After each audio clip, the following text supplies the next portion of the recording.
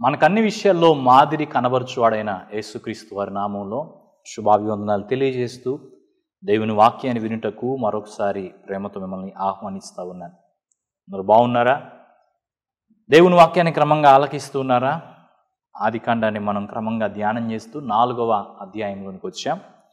4వ అధ్యాయంలో మొదటి 2 వచనాలు గడిచిన భాగంలో పూర్తి చేశాం. ఆదికాండం 4వ అధ్యాయం 3వ వచనం. కొంతకాలమైన తర్వాత కయ్యూను పొలము పంటలో కొంత యెహోవాకు అర్పణగా తెచ్చెను. హేబేలు కూడా తన మందలో తొలుచూలున పుట్టిన వాటిలో క్రొవ్విన వాటిని కొన్ని తెచ్చెను.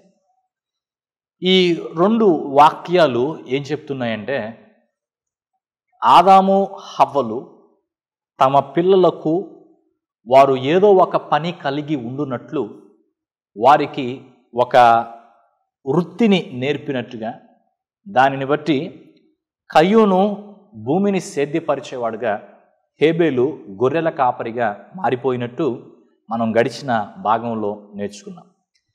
అంతేకాకుండా నేను గడిచిన భాగంలో మీకు జ్ఞాపకం చేసిన మరొక విషయం ఏంటంటే, వీరు పనులు నేర్పటం మాత్రమే కాకుండా ఆ పనుల విషయాల్లో వారిని ప్రోత్సహించడం మాత్రమే కాకుండా పనులు నేర్పే ప్రక్రియలో, పనులు నేర్పే క్రమంలో దేవుని గురించి కూడా ఎంతో కొంత వారు బోధించుంటారని, వారి యొక్క పాపాన్ని గురించి, దేవుని దయ గురించి, దేవునితో వారు కలిగి ఉన్న సహవాసం గురించి ఎంతో కొంత వారికి తెలియపరిచి ఉంటారని మనము గడిచిన భాగంలో ఆలోచన చేశాం. అయితే దేవునితో ఆదాము హవ్వలకున్న సహవాసాన్ని పిల్లలకు ఏ మేరకు తెలియపరిచారు, వారిని ఆత్మీయంగా నడిపించే క్రమంలో ఏ మేరకు వారిని ముందుకు తీసుకువెళ్ళారు అనేది మనం ఆలోచిస్తే ఇక్కడ మరొక విషయం మనకి బోధపడుతుంది. అదేంటంటే, ఈ బ్రదర్స్ ఇద్దరు, అన్నదమ్ములు ఇద్దరు కూడా కొంతకాలం పాటు వారి వారి వృత్తులలో కొనసాగారు, వారి వారి పనుల్లో కొనసాగారు. ఒక ఆయన భూమిని సేద్యపరుస్తూ, మరొక ఆయన తన మందలను మేపుకుంటూ కొనసాగారు. అయితే వారు వారి యొక్క వృత్తులలో కొంతకాలం కొనసాగిన తర్వాత 3-4 వచనాలను గమనిస్తే మనకు అర్థమవుతున్న విషయం ఏంటంటే, కయ్యూను తన యొక్క పొలము పంటలో కొంత దేవునికి అర్పణగా తీసుకొస్తే, హేబేలు తన యొక్క మందలలో తొలుచూలున పుట్టిన వాటిని దేవునికి అర్పణగా తీసుకుని వచ్చిన వారుగా ఉన్నారు. అయితే ఇక్కడ మనకి అర్థం అవ్వాల్సిన విషయం ఏంటంటే, వీరు దేవునికి ఒక అర్పణ తీసుకురావాలని వీరికి బోధించింది ఎవరు? ఇలా చేయమని వీరికి చెప్పింది ఎవరు? ఖచ్చితంగా వారి తల్లిదండ్రులే వారికి ఆ విషయాన్ని చెప్పుంటారు. కృతజ్ఞతగా దేవుణ్ణి ఆరాధించడానికి వారు ఈ అర్పణలు తీసుకొచ్చారు.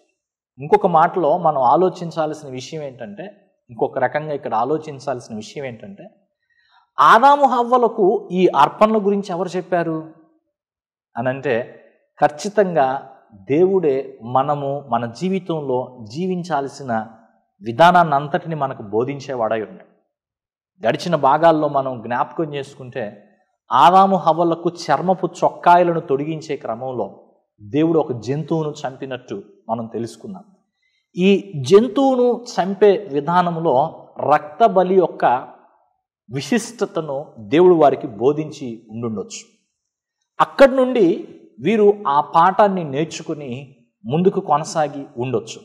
అయితే ఇక్కడ గ్రహించాల్సింది ఏంటంటే, తల్లిదండ్రులుగా వారు నేర్చుకున్న ఆ విషయాన్ని ఆత్మ సంబంధమైన విధానంలో పిల్లలు కొనసాగునట్లు పిల్లలకు దాన్ని నేర్పారు. అందుని బట్టి మనం సంతోషించాలి. ఇలాంటి తల్లిదండ్రులుగా మనలో ఎంతమంది ఉన్నాం? పిల్లలకు వారి యొక్క జీవితంలో వారు దేవునికి ఇవ్వగలుగునట్లు బోధించే తల్లిదండ్రులుగా ఎంతమంది ఉన్నాం? పిల్లలకి దాన్ని మనం నేర్పాలి. దేవునికి ఇవ్వమని పిల్లలకు మనం బోధించాలి. కొన్నిసార్లు వారు చిన్న వయసు నుండే దేవునికి ఇవ్వడం నేర్చుకోగలుగునట్లుగా మనము వాళ్ళ చేతులతో ఇప్పించేటువంటి వారంగా కూడా ఉండటం అవసరం. అది వారికి ఒక క్రమం అవుతుంది, అది వారికి ఒక అలవాటు అవుతుంది. ఇచ్చే అలవాటు మొదట మనకుండాలి. మొదట మనకిచ్చే అలవాటు లేకపోతే పిల్లలకు దాన్ని ఎప్పుడూ మనం నేర్పలేం. మనము కలిగి ఉన్నదే ఇంకొకరి వ్యక్తికి ఇవ్వగలుగుతాం. మనం నేర్చుకున్నదే ఇంకొక వ్యక్తికి చెప్పగలుగుతాం. మనం గ్రహించిందే ఇంకొక వ్యక్తికి తెలియజేయగలుగుతాం. మనం నేర్చుకోకుండా, మనం తెలుసుకోకుండా ఇంకొక వ్యక్తికి దాన్ని చేరవేయడం అసాధ్యం.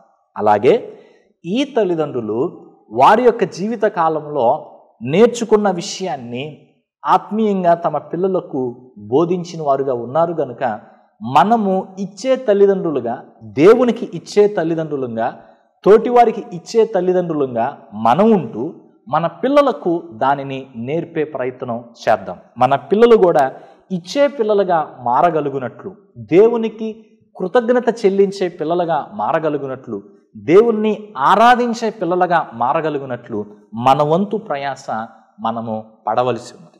ఇక్కడ మనం గమనిస్తే వీళ్ళిద్దరూ కూడా దేవునికి అర్పణ తీసుకొచ్చారు. అయితే నెక్స్ట్ ఏం జరిగిందో చూడండి. యెహోవా హేబేలును అతని అర్పణను లక్ష్యపెట్టాను. ఎందుకని? హేబేలు తీసుకొచ్చిన అర్పణను, కయ్యూను తీసుకొచ్చిన అర్పణను పక్కన పెట్టి మనం చూస్తే, కయ్యూను తన పొలము పంటలో కొంత యెహోవాకు అర్పణగా తెచ్చాడు. 2, హేబేలు తన మందలో తొలుచూలున పుట్టిన వాటిని, అందులో క్రొవ్విన వాటిని దేవునికి అర్పణగా తీసుకుని వచ్చాడు. అయితే దేవుడు హేబేలు యొక్క అర్పణ లక్ష్య పెట్టినట్టు మొదటిగా రాయబడింది. 5వ వచనం చూస్తే, కయ్యూనును అతని అర్పణను ఆయన లక్ష్య పెట్టలేదు. ఇప్పుడు బాగా గమనించాల్సిన విషయం ఏంటంటే, మొదట కయ్యూని పేరు వచ్చింది, తర్వాత కయ్యూని యొక్క అర్పణ గురించిన ప్రస్తావన వచ్చింది. ఇప్పుడు చాలాసార్లు మనం ఇక్కడ కయ్యూను అర్పణ గురించే మనం మాట్లాడుకుంటాం, కానీ కయ్యూను గురించి ఆలోచన చెయ్యం. ఎందుకు కయ్యూని యొక్క అర్పణ రిజెక్ట్ అయ్యింది? ఎందుకు కయ్యూని యొక్క అర్పణ దేవుడు తీసుకోలేదు? ఎందుకు కయ్యూని యొక్క అర్పణ దేవుడు అంగీకరించలేదు అనంటే, కయ్యూను తీసుకొచ్చిన అర్పణను బట్టి దేవుడు కయ్యూని యొక్క అర్పణను అంగీకరించలేదు అని అనుకోవటం పొరపాటు. ఇంకొక మాట నన్ను ఇక్కడ చెప్పనివ్వండి. దేవుడు అసలు అంగీకరించినట్టు ఎలా తెలుస్తుంది అనంటే, బహుశా దేవుడు ఆకాశం నుండి అగ్నిని పంపించి ఏ అర్పణ అయితే దేవుని ఎదుటికి వారు తీసుకొచ్చారో ఆ అర్పణను కాల్చివేయడం ఇలాంటివి ఏదైనా జరిగి ఉండొచ్చు. ఆ రీతిగా హేబేలు అర్పణను దేవుడు అంగీకరించినట్టు, కయ్యూని యొక్క అర్పణను దేవుడు అంగీకరించినట్టు మనం అర్థం చేసుకోవచ్చు. కానీ దేవుడు కయ్యూని యొక్క అర్పణ కంటే ముందు కయ్యూను అంగీకరించలేదు. అందుకే రాశాడు, 5వ వచనం చాలా స్పష్టంగా రాశాడు, కయ్యూనును అతని అర్పణను. మొదటగా హేబేలును. 4వ వచనంలో కూడా యెహోవా హేబేలును అతని అర్పణను. హేబేలును లక్ష్య పెట్టాడు, తర్వాత హేబేలు తీసుకొచ్చిన అర్పణను లక్ష్య పెట్టాడు. ఈ మాటలు వింటున్న ప్రియ సహోదరి సహోదరుడా, మనం దేవుని సన్నిధికి ఏదైనా తీసుకొచ్చి ఇవ్వటం ఎంత ముఖ్యమో, మనం ఇచ్చింది దేవునికి నచ్చేటట్టు ఇవ్వటం అంతే ముఖ్యం. అయితే ఈ రెండింటికంటే ముఖ్యమైన విషయం ఏంటో తెలుసా? మొదటగా నచ్చాల్సింది నువ్వు. దేవుడికి మొదటగా నచ్చాల్సింది నువ్వు. నువ్విచ్చే అర్పణ కంటే మొదటగా నువ్వు దేవునికి నచ్చాలి. మొదట దేవుడు నిన్ను అంగీకరించాలి, తర్వాత నువ్విచ్చే అర్పణను అంగీకరిస్తాడు. దేవుడికి నిన్ను అప్పగించుకోకుండా, విశ్వాసంతో దేవుని యొద్దకు రాకుండా, విశ్వాసంతో దేవునికి అర్పించకుండా మనం ఎటువంటి అర్పణ తీసుకొచ్చినా, ఎంత గొప్ప అర్పణ తీసుకొచ్చినా దేవుడు దాన్ని ఏమాత్రం అంగీకరించడు. దేవుడు మన అర్పణను అంగీకరించాలి అంటే అది విశ్వాస సహితమైనదై ఉండాలి. విశ్వాసంతో మనం దాన్ని అర్పించేటువంటి వారమై ఉండాలి. అప్పుడు దేవుడు దాన్ని అంగీకరిస్తాడు. హేబేలు యొక్క అర్పణను దేవుడు అంగీకరించడానికి కారణము హెబ్రీలకు రాయబడిన పత్రికలో చెప్పబడింది. హెబ్రీలకు రాయబడిన పత్రిక 11వ అధ్యాయం 4వ వచనం చూస్తే, విశ్వాసమును బట్టి హేబేలు కయ్యూను కంటే శ్రేష్టమైన బలి దేవునికి అర్పించాడు. విశ్వాసమును బట్టి అంటే ఇక్కడ మనం గ్రహించాల్సింది ఏంటంటే, హేబేలు తన అర్పణను అర్పించినప్పుడు విశ్వాసంతో ఆ అర్పణను అర్పించాడు. కయ్యూను తన అర్పణను అర్పించినప్పుడు కయ్యూనులో లోపించింది ఏంటి అంటే విశ్వాసమే. దేవుని వాక్యంలో మరొక చోట రాయబడిన మాట ఏంటంటే, విశ్వాసము మూలము కానిది ఏదైనా అది పాపం. విశ్వాసం లేకుండా దేవునికి ఇష్టుడై ఉండుట అసాధ్యం. సో దేవునికి మనము ఇవ్వడానికంటే ముందు మన జీవితాన్ని చూసుకోవాలి. మనం చేసే ప్రతి దానిలో మన జీవితం ఎలా ఉందని చూసుకోవాలి. మనం మాట్లాడే ప్రతి మాట, మన హృదయ ధ్యానము దేవుని దృష్టికి అంగీకారమయ్యేటట్టు ఉండాలి. దేవుడు అది కోరుకుంటున్నాడు. దేవునికి మొదట నువ్వు కావాలి, నేను కావాలి, మనం కావాలి, మన అర్పణలు కాదు. చాలాసార్లు నన్ను అడగొద్దు ప్రభువా, ఇంకేమైనా అడుగు, నేను నీకు ఇస్తాను అన్నట్టుగా ఉంటుంది మన వ్యవహారం. నేను నీకు ఇది ఇస్తాను, అది ఇస్తాను, అది చేస్తాను, ఇది చేస్తాను, మందిరానికి ఇది చేస్తాను, సంఘంలో ఇది చేస్తాను, ఈ కానుక ఇస్తాను అని మనం ఏదో చెప్పాలని చెయ్యాలని చూస్తాం. కానీ దేవుడు కోరుకుంటున్న నీ మనస్సును, దేవుడు కోరుకుంటున్న నీ జీవితాన్ని దేవుని చేతిలో పెట్టడానికి నువ్వు ఇష్టపడట్లేదు. అయితే ఈ దినం ఈ వాక్యాన్ని బట్టి నేర్చుకోవాల్సిన పాఠం ఏంటంటే, నీ జీవితాన్ని నువ్వు దేవునికి ఇవ్వకుండా నువ్వేమిచ్చినా అది విశ్వాసంతో చేసింది అవుతుందా? దేవునికి నచ్చుతుందా? దేవుడు దాన్ని మెచ్చుకుంటాడా? దాన్ని బట్టి నీకేమన్నా ప్రతిఫలం వస్తుందా? నీకేమన్నా దీవెన కలుగుతుందా? మేలు పొందుతావా? ఆలోచించాలి. కాబట్టి ప్రభువు కోరుకుంటున్న రీతిలో మనం ప్రభువుకు అర్పించాలి. ఇంకో మాట గమనించండి. కొంతమంది అనుకుంటారు హేబేలు యొక్క అర్పణ అంగీకరించబడ్డానికి హేబేలు జంతువులను తీసుకొచ్చాడు, అది రక్తబలి, కాబట్టే హేబేలు యొక్క అర్పణ అంగీకరించబడింది. మరి కయ్యూను యొక్క అర్పణ ఎందుకు అంగీకరించబడలేదు అంటే, కయ్యూను రక్తబలిని తీసుకురాలేదు, పొలం పంటలో భాగాన్ని తీసుకొచ్చాడు, అందుకే కయ్యూను అర్పణను దేవుడు నిర్లక్ష్య పెట్టాడు, లేకపోతే అంగీకరించలేదు అని మాట్లాడుతూ ఉంటారు. కానీ బైబిల్ని మనం పరిశీలిస్తే తర్వాత కాలంలో దేవుడే నైవేద్యాన్ని తీసుకురమ్మని చెప్పాడు, పొలం పంటలో అర్పణను తీసుకురమ్మని చెప్పాడు. సో ఇక్కడ ప్రాబ్లం అనేది అర్పణతో కాదు కానీ మనిషితోనే. సమస్య అనేది వాడు తీసుకొచ్చిన అర్పణతో కాదు కానీ ఆ వ్యక్తితోనే సమస్య ఉంది. దేవునికి సమస్య మనతోనే ఉంది, మన అర్పణలతో కాదు. మొదట మన జీవితం సరిగా ఉన్నప్పుడు, మన జీవితం దేవునికి ఇష్టంగా ఉన్నప్పుడు దేవుడు మన అర్పణను అంగీకరించేటువంటి వాడై ఉంటాడు. కాబట్టి ఇది అర్థం చేసుకుని మొదట నిన్ను నీవు దేవునికి అప్పగించుకోవటానికి, దేవుడు కోరుకున్న రీతిలో దేవుని సేవించడానికి నిర్ణయం చేసుకుంటే దాని ద్వారా నిజమైన దీవెన నీ జీవితంలో కనబడుతుంది. అయితే ఇక్కడ మరొక విషయాన్ని మనం ఆలోచించేద్దాం. కయ్యూను యొక్క అర్పణ దేవుడు లక్ష్య పెట్టలేదు. కాబట్టి 5వ వచనం చూస్తే, కాబట్టి కయ్యూనుకు మిక్కిలి కోపం వచ్చి, ఆయన ముఖం అంతా ఎర్రగా అయిపోయిందా? కోపంతో రగిలిపోయాడా? ఏం జరిగిందో ఆలోచన చేయండి. మిక్కిలి కోపం వచ్చి, కొన్నిసార్లు అసలు అర్థం కాదు కదా ఎందుకు కోపపడతాం.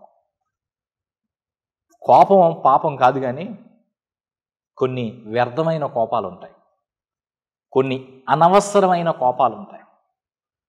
ఆ కోపము దేవుని నీతిని నెరవేర్చదు. ఆ కోపాన్ని బట్టి దేవుడు సంతోషించడు. మనము కోపపడినప్పుడు ఒక మంచి కారణం ఉండాలి. ఇక్కడ కయ్యూను కోపపడుతున్నాడు. ఏ కారణం? తాను చేసిందే తప్పు. తాను చేసిన తప్పును బట్టి కయ్యూనును దారిలోకి తీసుకురావడానికి దేవుడు కయ్యూను యొక్క అర్పణను నిర్లక్ష్య పెడితే, అంగీకరించకపోతే దాన్ని బట్టి కయ్యూనికి కోపం వస్తాం. కొన్నిసార్లు మనకు ఎందుకు కోపం వస్తుందో తెలుసా? మన అర్పణ దేవుడు నిర్లక్ష్య పెట్టినందుకు కొన్నిసార్లు మనకు కోపం వస్తుంది, కయ్యూనికి వచ్చినట్టుగా. ఇంకొన్నిసార్లు మన తోటి వారి అర్పణ దేవుడు అంగీకరించినందుకు అందుకు కూడా కోపం వస్తుంది. అదే అసూయ వల్ల కోపం రావడం. హేబేలు యొక్క అర్పణ అంగీకరించబడింది. యోహాను రాసిన మొదటి పత్రిక 3వ అధ్యాయం 12వ వచనం చూస్తే, కయ్యూనుకు కోపం ఎందుకంటే తన క్రియలు చెడ్డగా ఉన్నాయి, హేబేలు యొక్క క్రియలు మంచిగా ఉన్నాయి. అందుకని కయ్యూను కోపం తెచ్చుకుంటున్నవాడుగా ఉన్నాడు. అంటే హేబేలు యొక్క క్రియలు మంచిగా ఉండటాన్ని బట్టి దేవుడు హేబేలును అంగీకరించాడు. కయ్యూను క్రియలు మంచిగా లేవు గనుక దేవుడు కయ్యూనును అంగీకరించలేదు. దేవుడు అంగీకరించనందుకు కోపం తెచ్చుకుంటున్నవాడుగా ఉన్నాడు. ఈ మాటలు వింటున్న ప్రియ సహోదరి సహోదరుడా, ఎందుకు నువ్వు కోపపడుతున్నావు? అసలు చూడండి, ఈ కుమారుడు జన్మించినప్పుడు, కయ్యూను జన్మించినప్పుడు హవ్వ ముఖం ఎంత బాగా వెలిగిపోయి ఉంటుందో. కానీ భూమి మీద జన్మించిన మొట్టమొదటి కుమారుడే ఎట్టున్నాడో చూడండి. మనం కేవలము పనిచేసే వాళ్ళగా మిగిలిపోకూడదు, దేవుని ఆరాధించే వారంగా ఉండాలి. ఆరాధించే క్రమంలో దేవునికి నచ్చే ఆరాధన, మెచ్చే ఆరాధన చేసేవారమై ఉండాలి. కయ్యూను ఆ రీతిగా దేవుణ్ణి ఆరాధించేటువంటి వాడుగా లేడు. సో ఆయన కోపపడి ఏం చేశాడంటే తన ముఖమును చిన్నబుచ్చుకున్నాడు అని రాయబడింది. తన ముఖమును చిన్నబుచ్చుకున్నాడు.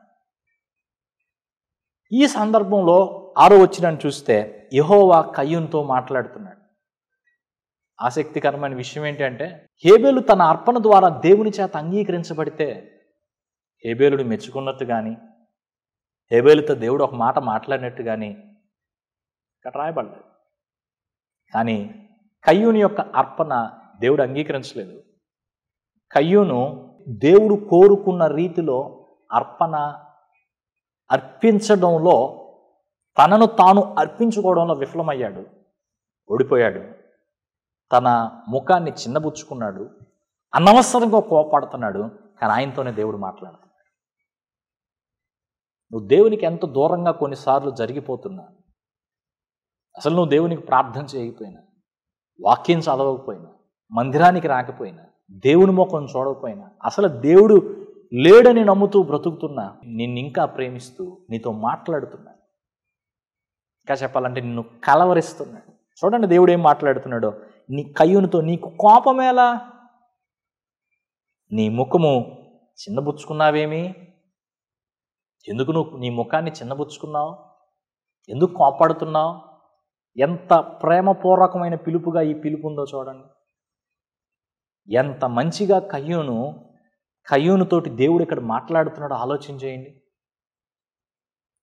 ఈ మాటలు వింటున్న ప్రియ సహోదరి సహోదరుడా, నీ సొంత విధానంలో, దేవుడు కోరుకున్న విధానంలో కాకుండా నీ సొంత విధానంలో నీ ఇష్టానుసారంగా అన్నీ నువ్వు చేసుకుంటూ వెళ్ళిపోతూ నువ్వు కోరుకున్న ఫలితాలు రానప్పుడు ఎక్కడ విసిరేస్తూ పగలగొడుతూ దేవుడు నాకు మేలు చేయలేదు, అది చేయలేదు, ఇది చేయలేదని విర్రవీగుతూ ప్రవర్తిస్తున్నప్పటికీ, ఓటమి భారంతో కృంగిపోయినప్పటికీ, దేవుని మీద గుర్రుగా కోపంగా ఉన్నప్పటికీ, ఈ భక్తి వద్దు, ఈ ప్రార్థన వద్దు, విశ్వాసం వద్దు అన్నూ మాట్లాడుతున్నప్పటికీ ఇదే ప్రేమపూర్వకమైన పిలుపు దేవుడు నీకు ఇస్తున్నాడు. కయ్యూనుతో ప్రేమగా మాట్లాడుతున్న దేవుడు నీతోనూ మాట్లాడుతున్నాడు. ఏం చెప్తున్నాడు దేవుడు కయ్యూనికంటే? ఆలోచన చేయండి. 7వ వచనం, నీవు సత్క్రియ చేసిన ఎడల తలెత్తుకొనవా? సత్క్రియ చేయని ఎడల వాకిట పాపము పొంచి ఉండును, నీ ఎడల దానికి వాంఛ కలుగును, నీవు దానిని ఏలుదవనెను. గమనించండి, దేవుడు కయ్యూనికి ఇక్కడ చెప్తున్న మాట ఏంటంటే, మంచి పని చేస్తే నేను ఎందుకు తీసుకోను? నువ్వు మంచి మనస్సుతో అర్పిస్తే, విశ్వాసం కలిగి అర్పిస్తే నేను ఎందుకు అంగీకరించను? సత్క్రియ చేస్తే తలెత్తుకుంటావు అంటే ఒక రకంగా మరలా ఇంకొక ఆపర్చునిటీ అనేది దేవుడు కయ్యూనికి ఇస్తున్నాడు. ఇంకొక అవకాశం దేవుడు కయ్యూనికి ఇస్తున్నాడు. ఆయన వైపు తిరగటానికి, విశ్వాసంతో ఆయన యుద్ధకు రావటానికి. మరొక రకంగా ఇప్పుడు ఈ అర్పణ దేవుడు నిరాకరించాడు, అంగీకరించలేదు. ఇప్పుడైనా మంచిగా దేవుని సన్నిధిలో తిరిగి అర్పించడానికి దేవుడు ఇంకొక అవకాశం కయ్యూనికి ఇస్తూ పిలుపునిస్తున్నాడు. సత్క్రియ చేయమని పిలుపునిస్తున్నాడు. అంతేకాకుండా హెచ్చరిస్తున్నాడు. సత్క్రియ చేయకపోతే వాకిట పాపము పొంచి ఉంటుంది. ఈ పొంచి ఉండటం అనే మాట చూడండి. పొంచి ఉండటం అనేది సింహాన్ని గుర్తు చేస్తుంది. సింహం ఎలా పొంచి ఉంటుందో అలా పొంచి ఉంటుంది. పాపం అనేది, సాతాను అలా పొంచి ఉంటాడు. ఎవరి కోసం? ఎవరైతే సత్క్రియ చేయని వాడుగా ఉంటాడో. ఇంకో మాట చూడండి, నీ ఎడల దానికి వాంఛ కలుగును. ఇదే మాట 3వ అధ్యాయం 16వ వచనంలో ఉపయోగించబడింది. వాంఛ, కోరిక. చెడ్డ క్రియలు చేసేటువంటి వారి పట్ల సాతానుకు వాంఛ పుడుతుంది. నెక్స్ట్ మాట చూడండి, నీవు దానిని ఏలుదువని. అయితే కయ్యూను, నువ్వు దాన్ని గెలవాలి. సాతాను గెలవాలి, లే మంచి క్రియ చేయమని దేవుడు కయ్యూనును ప్రోత్సహించాడు. కయ్యూనుకు ఇంకొక అవకాశం ఇచ్చాడు. ఇదే విధమైన అవకాశం దేవుడు మనందరికీ ఇస్తున్నాడు. ఇదే విధమైన ప్రోత్సాహం దేవుడు మనందరికీ అనుగ్రహిస్తున్నాడు. దేవుడిచ్చిన ప్రోత్సాహానికి ఓడిపోయిన నిన్ను నీ జీవితంలో తన మాటల ద్వారా దేవుడు నీకు ఇస్తున్న ప్రోత్సాహానికి ఎలా స్పందిస్తున్నావు? కయ్యూను ఎలా స్పందించాడో రేపటి భాగంలో మనం తెలుసుకుందాం. అయితే ఈ దినాన్న మనం విన్న ఈ మాటలను బట్టి దేవుని సన్నిధిలో ఒక తీర్మానానికి వద్దాం. మనం మన పనులలో నిమగ్నమైపోయి దేవుణ్ణి ఆరాధించుట మరచిపోయే వారంగా కాక, గర్విష్ఠులంగా మారిపోయే వారంగా కాక, జీవిత గమనము గమ్యము అర్థం కాకుండా బ్రతికే వారంగా కాక, మన పనులలో మనకు తోడయుండి సహాయం చేస్తున్నటువంటి దేవుణ్ణి జ్ఞాపకం చేసుకుంటూ, దేవుడు మనకిస్తున్న విజయాలను బట్టి ఆయనను మనం ప్రేమిస్తూ ఆరాధిస్తూ ఆయన యొద్దకు వచ్చే వారమై ఉండాలి. ఇది ఒక పాఠం. రెండవది, దేవుడు మొదటిగా కోరుకుంటుంది నిన్నే. నువ్వు మొదట దేవునికి నచ్చాలి. కాబట్టి నీ జీవితాన్ని సరిదిద్దుకొని విశ్వాసంతో దేవుని సన్నిధిలో నిన్ను నీవు అర్పించుకోవటానికి సిద్ధపడాలని మనం రెండవదిగా ఇక్కడి నుంచి నేర్చుకోవాలి. మూడవదిగా, మన అర్పణ మనకు నచ్చినట్టుగా కాదు, దేవునికి నచ్చినట్టుగా, దేవుడు నచ్చేటట్టుగా మనం అర్పించేటువంటి వారమై ఉండాలి. నాలుగవదిగా, అనవసరమైన కోపాలు తాపాలు విడిచిపెట్టాలి. వ్యర్థమైన కోపాలు కలిగి ఉండకూడదు. ఐదవదిగా, దేవుడు మనల్ని ప్రోత్సహిస్తున్నాడు కనుక ప్రోత్సహించే దేవుని బట్టి, ఆయన మాటలను బట్టి మన జీవితాన్ని మార్చుకొని ఓడిపోయిన స్థితిలో నుండి తిరిగి లేచి గెలిచి సాతాను మన మీద కలిగి ఉన్నటువంటి కోరికలన్నిటినీ, ఆ కోరికలన్నిటి మీద నీళ్లు చల్లుతూ దేవుని కొరకు సాక్షులంగా వెలిగే తారల్లాగా నిలవాలని దేవుడు కోరుకుంటున్నాడు. దేవుడిచ్చిన ఈ ప్రోత్సాహానికి మనము స్పందిస్తూ సాతానుకు తావివ్వకుండా జీవించుటకు ప్రయత్నం చేద్దాం. పరిశుద్ధుడైన తండ్రి, నీకు వందనాలు. మా జీవితాల్లో మేము ఈ మాటలు ధ్యానించగలుగునట్లు మీరు మాకు ఇస్తున్న వెలిగింపుని బట్టి స్తోత్రాలు. విశేషంగా మాతో ఈ దినం మీరు మాట్లాడుతూ తెలియపరిచిన ప్రతి మాట కొరకు వందనాలు. మేము మా జీవితాల్లో నిన్ను ఆరాధించే బిడ్డలంగా ఉండాలని, నిన్ను ఆరాధించే క్రమంలో నీకు ఇష్టమైన రీతిలో నిన్ను ఆరాధించాలని, నువ్వు కోరుకున్న రీతిలో నిన్ను ఆరాధించాలని, మా జీవితాన్ని సరిచేసుకుంటూ నిన్ను ఆరాధించాలని, నువ్వు మెచ్చే అర్పణ మేము అర్పించాలని, నీ చేత అంగీకరించబడే జీవితం మాకు ఉండాలని మీరు మాకు బోధించిన విధానం కొరకు స్తోత్రాలు. అలాంటి జీవితాలు మాకు ఇవ్వండి. వ్యర్థమైన కోపాలు మాలో నుంచి తీసివేయండి. తప్పు చేసి కూడా కోప్పడే విధానం, అసూయతో కోప్పడే విధానం మాలో నుంచి తొలగించండి. మా క్రియలు చెడ్డగా ఉంచుకొని కోప్పడే విధానం మాలో నుంచి తొలగించండి. స్వార్థపూరితమైన విధానాలు తీసివేయండి. మీరు మమ్మల్ని ప్రోత్సహిస్తూ ఉండగా, కృంగిపోయిన సమయంలో, ఓటమి చెందిన పరిస్థితులలో, ఓడిపోయిన పరిస్థితులలో మీరు మమ్మల్ని ప్రోత్సహిస్తూ ఉండగా, మీరు ప్రోత్సహిస్తూ మెత్తగా మంచి మనసుతో మీరు అందిస్తున్న సత్యాలు మేము గ్రహించి ఆ మాటలకు లోబడుతూ మాకు మీరు ఇస్తున్న నూతనమైన అవకాశాలను చేజిక్కించుకుంటూ గతంలో ఎలా ప్రవర్తించామో అలాగే ప్రవర్తించక మూర్ఖత్వాన్ని విడిచిపెట్టి విశ్వాసంతో నిన్ను వెంబడిస్తూ దీవెన పొందే కృప మాకు ఇవ్వండి. అలాంటి జీవితం మాకందరికీ దయచేయండి. నీ ప్రోత్సాహాన్ని పెడచెవిని పెట్టకుండా ఆత్మీయమైన విధానములో కొనసాగే కృప దయచేయండి. ఈ వాక్యం విన్న ప్రతి వ్యక్తి వారి జీవితంలో ప్రభువా నీతో సహవాసంలో కొనసాగునట్లు కృప చూపి బలపరచమని యేసయ్య నామములో వేడుకుంటున్నాం తండ్రి, ఆమేన్.